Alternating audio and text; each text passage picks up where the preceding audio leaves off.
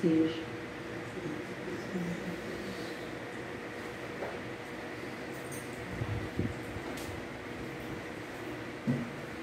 Oi. Boa tarde. Tudo bom? Então, a gente estuda, vocês que chegando agora, esse livro à tarde. Mereça Ser Feliz, do Espírito Hermance de Faux, e psicografia do Vanderlei. Então, a cada semana, a gente pega um capítulo, está acabando já está no capítulo 32, tem só mais um e termina. Então, a Hermance é também uma linha da psicologia, igual a Joana de Ângeles, né? E esse capítulo de hoje, ele fala sobre vencendo o personalismo, né?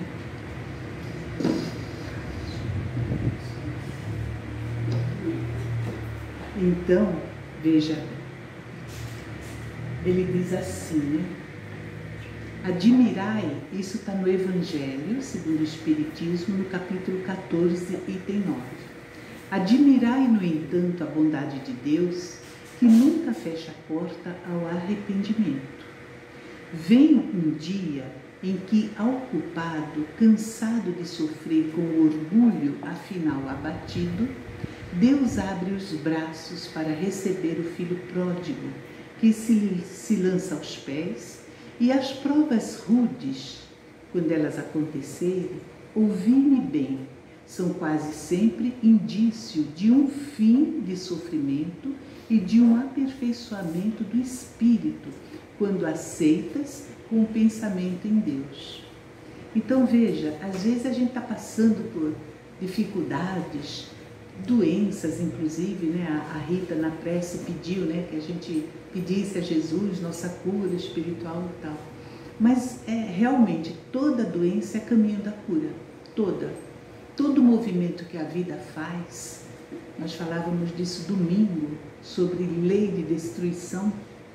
Todo movimento da vida, um tsunami, um terremoto, as guerras, você encontra no Livro dos Espíritos, terceira parte, as leis morais, vocês vão encontrar lá, lei de destruição. Destruição não é nesta conotação que a gente dá, de destruir, né? Quebrou, estraçalhou, rasgou, destruiu, não. A destruição, segundo a visão dos Espíritos, é transformação, porque nada se destrói na natureza, nada se cria, nada se perde e tudo se transforma, não é assim a frase do Lavoisier? Mas é uma realidade, na natureza tudo se transforma e tudo está aqui na Terra, né? O homem vai descobrindo e vai manipulando as coisas que ele descobre. Então, quando a gente entra numa fase de remorso pelo personalismo, né? As coisas a gente não sabe por quê, mas aquela doença, aquela dor, né? É como se fosse uma parada, né? Você, às vezes, tem que imobilizar uma perna. Tem uma amiga que está de molho na cama, né? Para quê?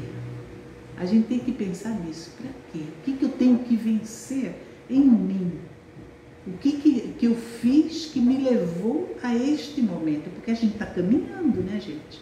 Desde que fomos criados do átomo ao arcanjo, olha a nossa caminhada, a gente estava lá nas pedras, né?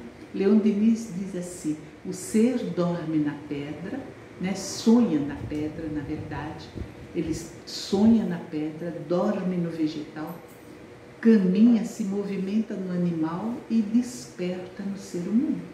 Então é essa a trajetória. Então veja a caminhada que a gente já fez. Quando a gente vê, às vezes, uma plantinha carnívora, por exemplo, né? Sabe aquela que fecha e come o mosquitinho?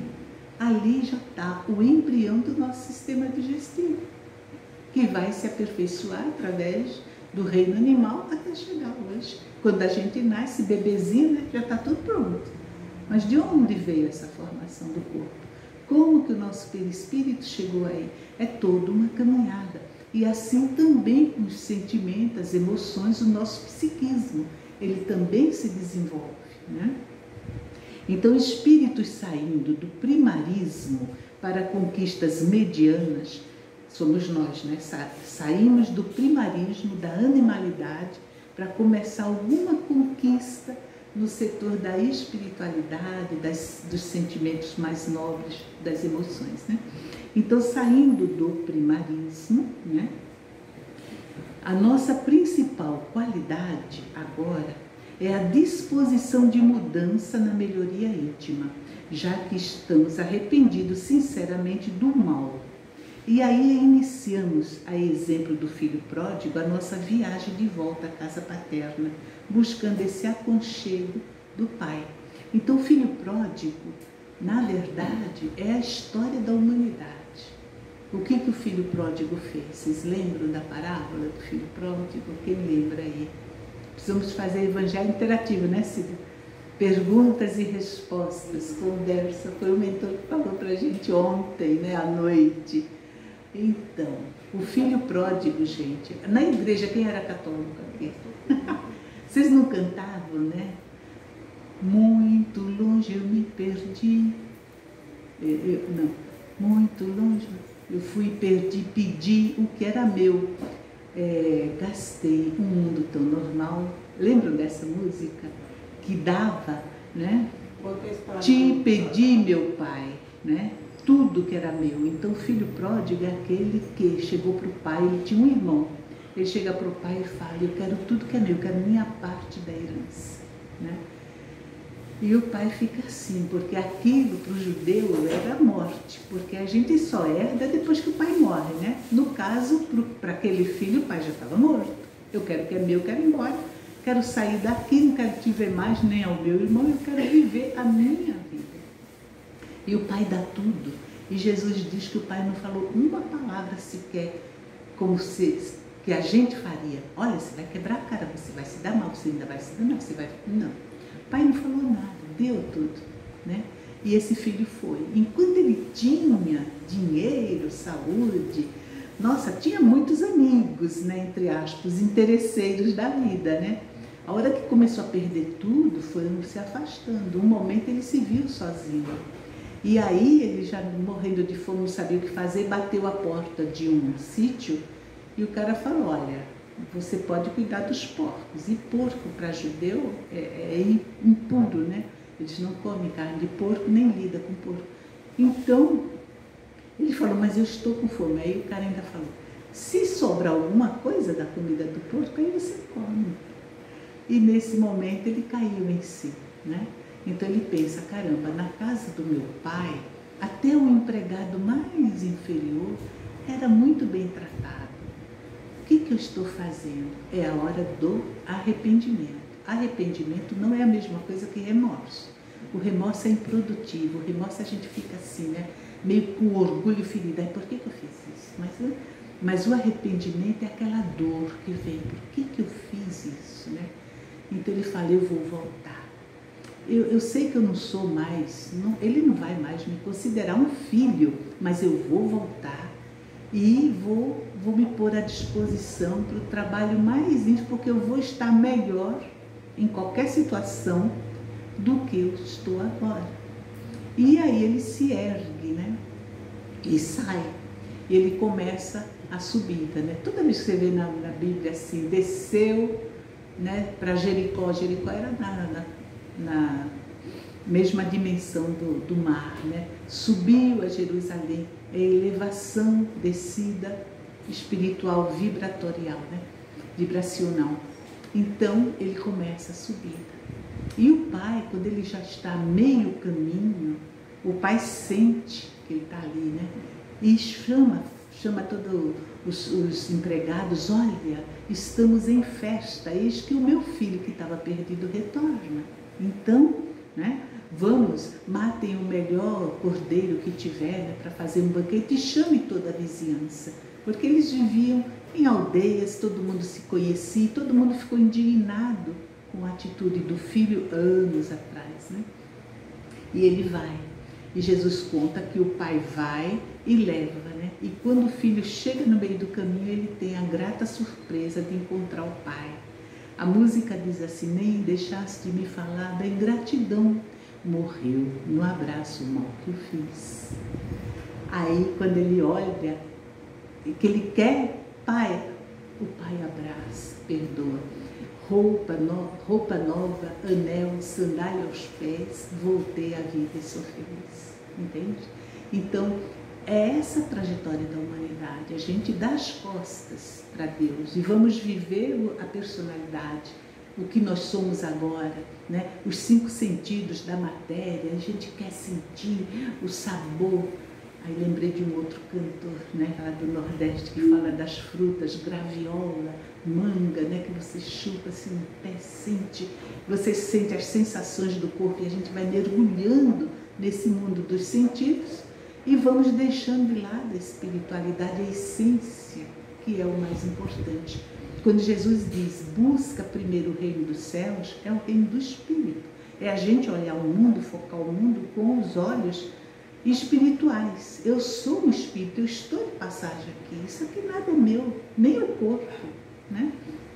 Vai ficar tudo aí. Como será que a gente vai sair? Igual como estamos, mais bonito ou mais feio? Depende da nossa vibração. Entende? Então não adianta fazer muita maquiagem, porque do lado de lá o botox não funciona. Então você vai ser o que você é, não tem jeito, não. Lisandra. Ai, meu, Lisandra estava sumida. Eu vi uma amiga agora, que desde antes do Natal que eu não via. Então, não funciona, não tem botox, nem aquelas coisas. Então, o dermatologista que faz, o esteticista, né, que chama, não vai ter emprego do lado de lá, porque não tem essas coisas. Mas voltando ao livro, daqui a pouco acaba o tempo que eu não fui no livro, né? Então, quando a gente chega uma hora na nossa caminhada que a gente faz o que fez o filho pródigo, a gente reencarna, aí você vê esse tipo de pessoas. Você vai lá no Nordeste, é uma miséria incrível. Eu sei porque eu vivi já lá em Recife e conheço bem o interior todo, né? Já fui de carro para lá, então a gente conhece bem, né? São 4 dias de viagem, mas você vê o sorriso, gente. Aquela criança de pé no chão, às vezes uma bola de meia, eles estão tão felizes jogando aquilo ali, sabe? Não sente necessidade de todo esse supérfluo que a gente inventa aqui, né? No mundo mais moderno, né? Então, tem uma hora que esses espíritos, eles querem aprofundar sentimentos e emoções, desapego. Então só tem uma mandioca para comer. Eu vi muito, café da manhã no Nordeste é muito rico assim. Tem mandioca cozida, tem tapioca com coco ralado, que rala assim, minha avó tinha. Senta, tem um ralador na ponta, rala o coco na hora, bota no recheio da tapioca, ovos mexidos, o feijão é cheio de coisa dentro, tem repolho amarradinho, couve, e aí depois tira assim os legumes, serve o feijão com farofa, isso tudo, entende? Ninguém está pensando assim, sabe? Aí a gente vê um monte de vídeos dos gourmet, né, ensinando aqueles pratos sofisticados, caríssimos, né? Então, é uma vida. Então, você olha o mundo, quando você começa a pensar, a ter esse olhar, buscar o reino dos céus, né? Você vê o mundo como um grande laboratório escola. Cada país tem uma cultura, um tipo de pessoas, um tipo de vida, né? Você vê lá, faixa de Gaza. Eu estava até conversando com uma amiga hoje. Como é que alguém sai daqui e vai morar lá na faixa de Gaza? Tinha brasileiro lá, né? Entende? O que buscam? Entende? Mas tem uma hora que você busca uma quietude, uma proximidade maior com você mesmo. Afinal, o que a gente é? É só essa pessoa? Se a gente for só isso, um nome, um RG, um CPF, é CPF, né, que fala? Então, alguma coisa assim, acaba no túmulo. Não tem sentido nada do que acontece. A doença não faz sentido, uma morte prematura, um bebê que nasce com deformação, nada faz sentido. Mas quando a gente olha com o olhar, buscando esse reino dos céus e vê, eu sou espírito de passagem, então tem um motivo para aquela deformidade física, tem um motivo para o problema mental, tem um motivo. E vai para onde? O que esse motivo quer dizer? Porque começou esse processo. Vencer o personalismo. Eu não sou a persona, eu sou espírito. É isso que esse capítulo fala, né? Podemos entender o personalismo como sendo o apego com tudo que parte de nós. Esse apego é um fator sinalizador da gratificação afetiva escassa com a gente mesmo. É uma insuficiência de auto-amor. Quando nos amamos verdadeiramente, não há motivo para a atitude personalista, porque nos realizamos com o ato de ser, sem aguardar compensação, aplauso ou possessividade. Então, eu sou um espírito, estou numa experiência reencarnatória, gente. É como a prova, né? Na escola, o aluno faz uma prova, matemática, física, química, é uma prova. Vou passar, vou fazer vestibular, né? No fim do ano, quantos fizeram? É apenas uma aferição de como a gente está em conhecimento. E cada encarnação, a gente vai ver como é que nós estamos como espírito, o que a gente precisa aprender. Então, olhar as coisas como se fosse alavanca de crescimento e não, sabe, castigo dos céus. Não existe castigo do céu, né? Então, o traço mais comum do personalismo, quando a gente está prisioneiro dessa imagem, e a gente faz tudo para que essa imagem seja mais bonita, a mais dominante, a mais possessiva, né? Então, aí ele vai falar, o traço mais comum é a paixão crônica como o eu manifesta de formas variadas. E algumas dessas paixões são irredutibilidade velada ou clara, vaidade intelectual, dificuldade de conviver pacificamente com a diversidade humana, manipulação interpretativa de conceitos, autoritarismo nas decisões, boicote na cooperação a projeto dos outros quando sai de outra cabeça, agastamento antes as cobranças e as correções, sistemática competição para produzir além dos outros, além da capacidade pessoal muitas vezes, coleção de animosidades, excessiva valorização que conferimos a nós mesmos, é um amor próprio, um apego às nossas obras e é superlativo, é uma fixação de valores que possuímos ou que acreditamos possuir, pretensões de destaques e vícios de ser elogiado. Então veja, tudo isso faz parte do personalismo, né? Pessoa excessivamente voltada para si mesma, tudo gira em torno do ego, que é cada vez maior, né? O personalismo dela, eu sei, eu dou a última palavra, eu faço, aconteço, não sabe dividir, não sabe conviver, então tudo isso. Então, ele diz, às vezes as causas também podem ser uma macriação e tudo mais, porém, né? Às vezes a gente fala a herança genética, né?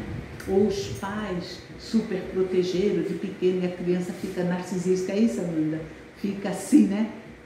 Então, só que quando você estuda André Luiz, principalmente Evolução em Dois Mundos, ou se quiser entender as leis, ação e reação, libertação, gente, são livros que precisam ser estudados para quem se diz espírita, né?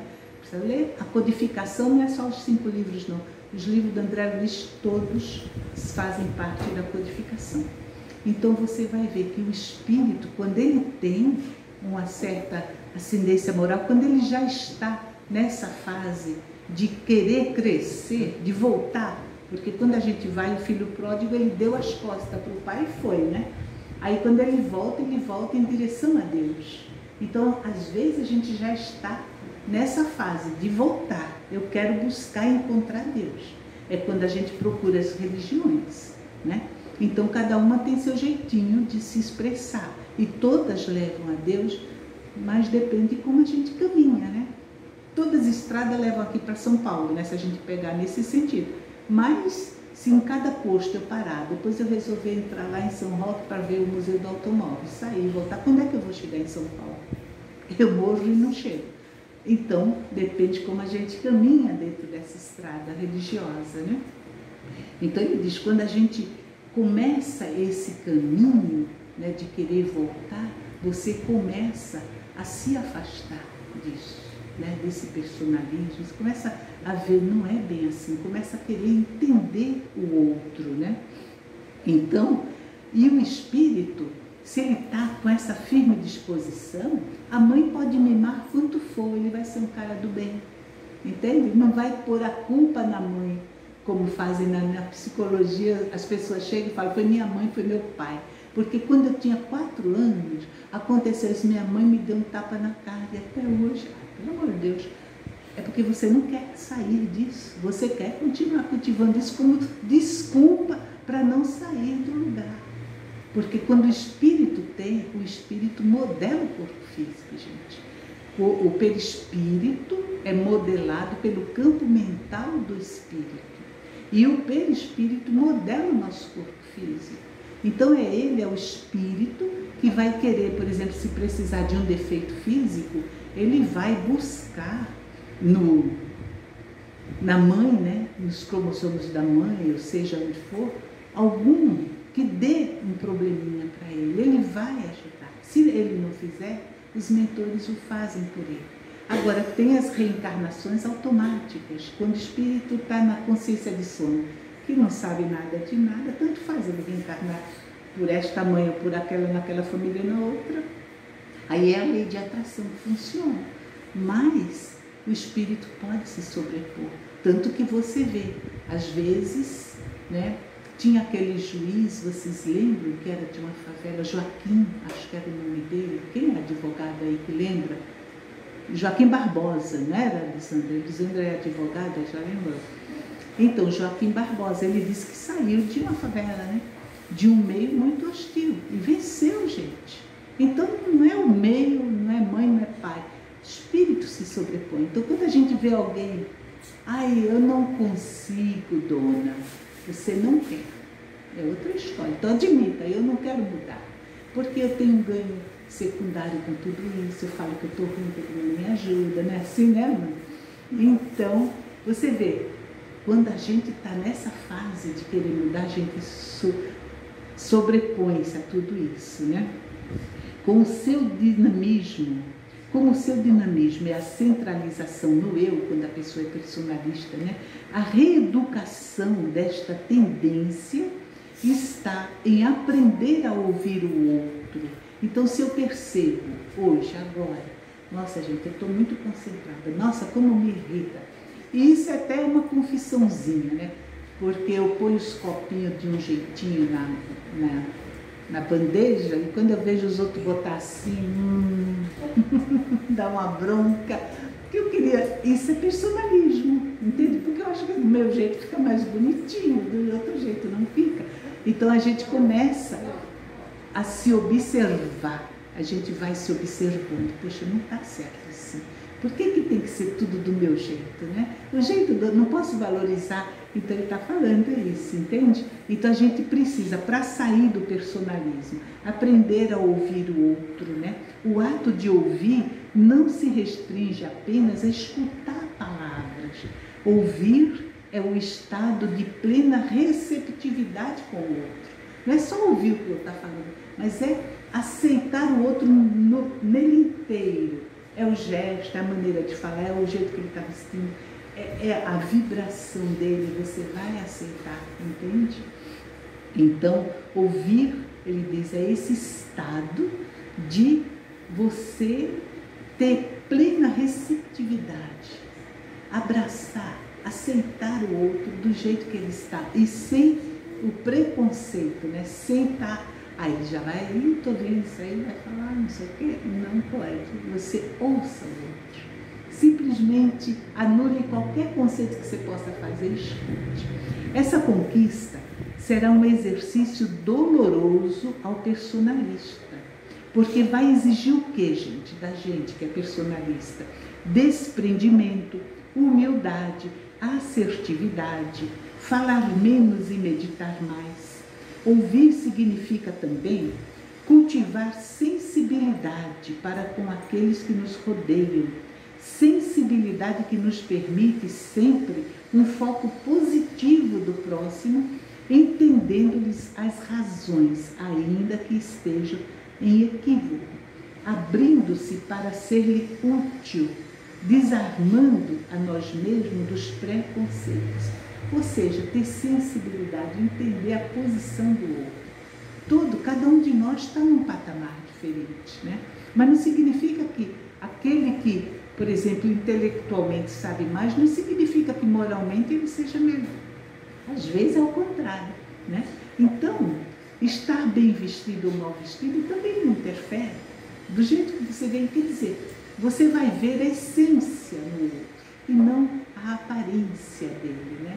Tem muitos videozinhos que falam, né? O cara se veste de mendigo e é um cara rico. Vocês já viram esses videozinhos, né?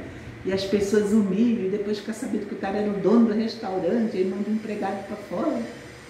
Mas na verdade, quantas vezes a gente deixa de ganhar um amigo por conta de um preconceito, né? De não aceitar. Então, ouvir e aprender também a receber críticas e as admoestações até daqueles que nos parecem despreparados para fazê-los. Nossa, o orgulhoso, quando alguém vai falar, a gente já pensa assim, mas quem é ele para achar que pode me falar desse jeito? Quem é ele? A gente já coloca o cara lá embaixo, né? Então ele está falando, se você quer deixar de lado o seu personalismo, comece a ouvir, a atender. Ouvir é alteridade, é respeito à singularidade de cada um. Essa questão de singularidade, dizem os espíritos que Deus não cria duas pessoas iguais. Não tem. Se aqui entre nós não tem duas digitais iguais, não é assim que dizem? Eu acho meio difícil que não tenha entre 8 bilhões de pessoas, né? Alguém igual, mas dizem que não. Agora imagine o espírito, cada um é um, porque a cada um é dado a mesma coisa, né? Como a gente faz com os filhos. Então quem tem mais de um filho por aqui? Eu tenho 3, 2, 5, e são iguais? Não são, né, gente? E saiu do mesmo forninho, né? A gente deu a mesma educação, a escola, os mesmos princípios para um e para outro. Dificilmente a gente até pode sentir uma certa aproximação maior com um ou com o outro, né? Mas buscamos, pelo menos a gente busca ser, né, honesto na igualdade com eles, tratar igual, dar igual para todos, né? Mas cada um sai de um jeito, porque a bagagem, o jeito que o espírito fez a sua trajetória do átomo até agora é dele. O que ele viu, como ele sentiu, como ele reagiu às coisas que o mundo oferece é de cada um. Veja, a gente está aqui, né? Tem uns que já estão com sono, outros já estão cheios, estão pensando assim, mulher, chega, né? Vai fazer um encerramento? Não, não é assim? Cada um está agindo de um jeito, né? Cada um está reagindo. Então tudo isso repercute dentro de nós. E é essa repercussão interna que nos forma o caráter, que nos dá base para a gente julgar as coisas, aceitar ou não aceitar, enfim, é o nosso pensamento, nosso sentimento, né? Está acabando já, gente, olha.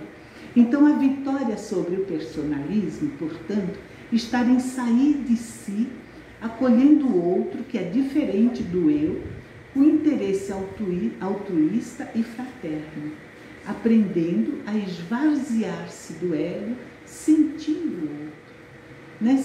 Para de pensar só em você, né? Pare de querer só para si, né?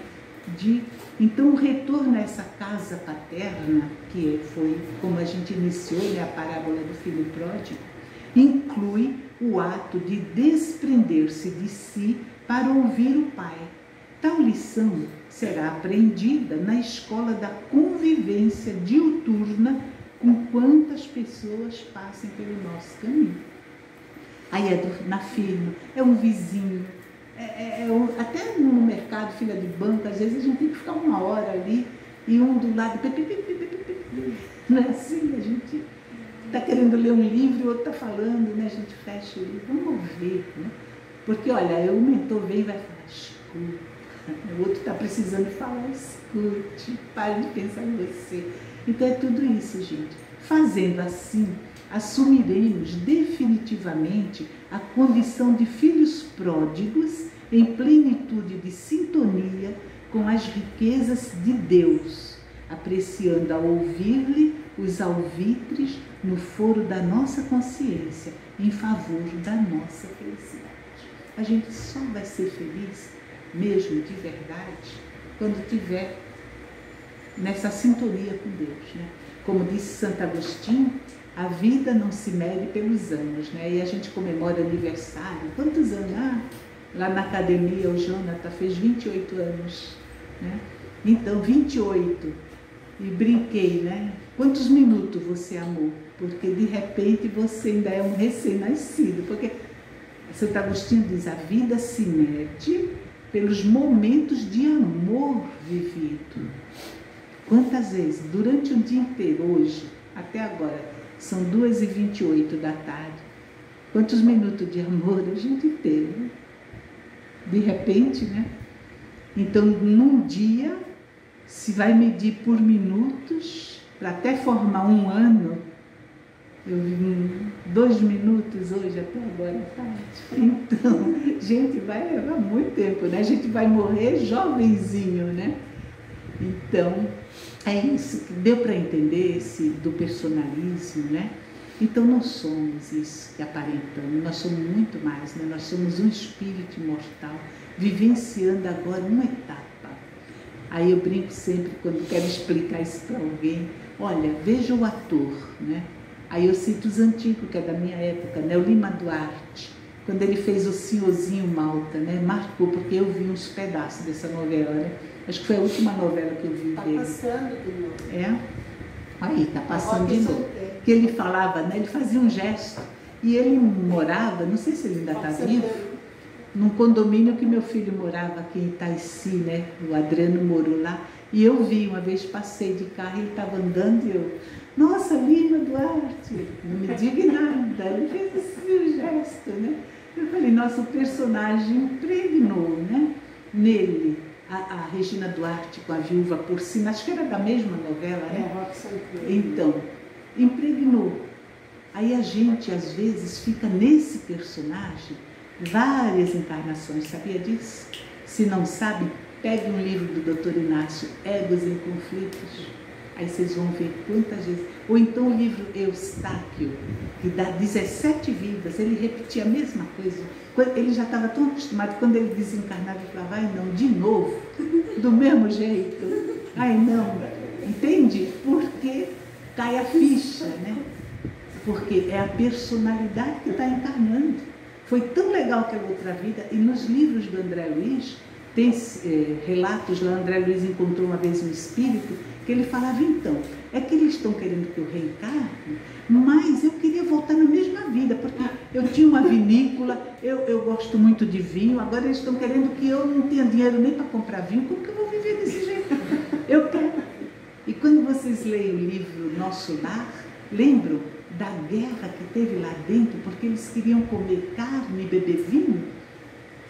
Vocês leram isso no Nosso Lar? Então, gente, a pessoa desencarna. Aí o doutor Inácio fala assim, desencarna? Não, morreu o corpo, mas não desencarna, porque leva tudo que estava na carne, todas as sensações, emoções, gruda no perispírito, ele vai para o lado de lá do mesmo jeito. Aí ele quer comer, ele quer beber, ele quer cheirar droga, quer fumar, quer encontrar mulheres, quer vinho, né, Marilu? Quer vinho.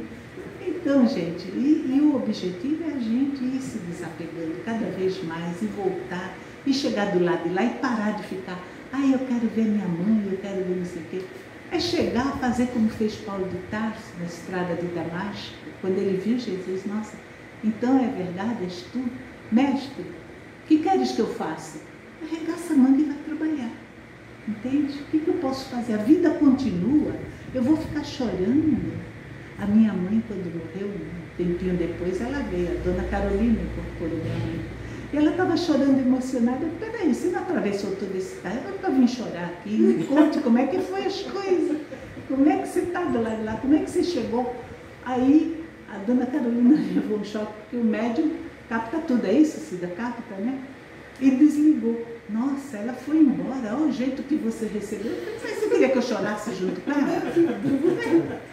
Entende? Todas essas vidas, olha, quantas etapas vibratórias para chegar até mim. Seja se ela estivesse lá embaixo, ela subiria, se está em cima, descer. Para chorar, arrependimento não precisa. Para. Vá viver. Acabou, o que passou ficou aqui. Ressignifique. Entende? Reconsidere. A gente é humano, a gente erra, a gente perdoe. Perdoe-se e perdoe o próximo e siga em frente, gente. Entende? É esse o objetivo. O perdão de Deus. Lembra quando Jesus curava? Vai, não peques mais, teus pecados já te foram perdoados, vai embora. Então é isso que a vida pede. Então, quando a gente se perceber, nossa, estou muito, né, só eu, respira, dá um jeitinho, não, deixa eu olhar melhor para o outro, entende? Deixa eu ouvir. Se tiver difícil, faz como o Chico falou, bota a água da paz na boca, não reclama, segura a água na boca, não engole, até passar aquela vontade de agredir, né? É um exercício, gente. A gente não vai conseguir isso numa vida, mas vai ter que ser assim, passo a passo. A cada vida a gente vai estar mais forte, mais fortalecido nessa resistência, nesse desapego à vida material, né? Nessa renúncia às coisas do mundo. Agora acabou o tempo, 2h33. Quer fazer prece? Alguém aí quer fazer? Pode continuar, estou gostando muito. Pode continuar. Leia o livro, gente, tem em PDF. Tem, né? Em PDF? Tem em PDF. Mas não é você daí? Não, Mereça Ser Feliz. E tem vários livros da Irmãs, Escutando Sentimentos, é maravilhoso, sabe? Reforma Íntima Sem Martírio, já leram? É muito bom também.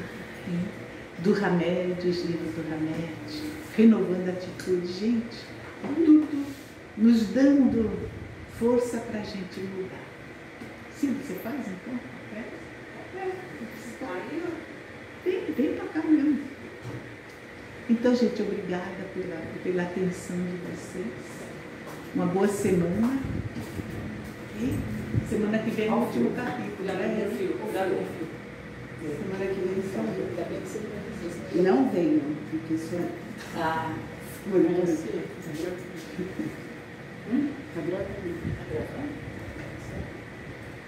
sou eu que mexo. Vamos então fechar os nossos olhos, agradecendo essa explanação da Dona Araci, sempre muito extensa, mas trazendo muito conhecimento para nós. E esse plano espiritual aqui presente, acolhendo todos os nossos pedidos e sentimentos, nos trazendo muita paz, muito amor. E vamos então nos conectando a eles, nossos mentores, os mentores da casa. Vamos fazendo os nossos pedidos, pedindo aquilo que viemos buscar nesta casa de caridade, buscando amor, paz, tranquilidade para levarmos às nossas casas, pedindo discernimento para que entendamos o Evangelho de Jesus. Vamos criar o hábito de ler um pedacinho desse Evangelho todo dia, para que possamos adentrar nessa obra e aprender que sem esse Evangelho não alcançaremos o discernimento para a reforma íntima de cada um de nós. Dentro da casa espírita, aprendemos a lidar com os nossos sentimentos mais profundos, trazendo à tona aquilo que mais precisamos colocar para nós mesmos a nossa melhora. Através do Evangelho de Jesus e seus ensinamentos, vamos trazendo calma, discernimento, vamos trazendo paz interior para que possamos resolver aquilo que mais nos perturba. trazendo os espíritos consoladores próximos a nós, sentindo a presença das vibrações que eles nos enviam. E esta casa é um caminho, mas o maior contato com eles é o amor que eles nos dedicam e nós a eles. E agradecidos que somos por essa ajuda, vamos orar. Pai nosso que estais nos céus, santificado seja o vosso nome. Venha a nós o vosso reino, seja feita a vossa vontade, assim na terra como nos céus. O pão nosso de cada dia nos dai hoje, perdoai as nossas ofensas, assim como nós perdoamos a quem nos tem ofendido, e não nos deixeis cair em tentações, mas livrai-nos, Senhor, de todo mal, que assim seja. Graças a Deus e graças a Jesus. Vamos dançar.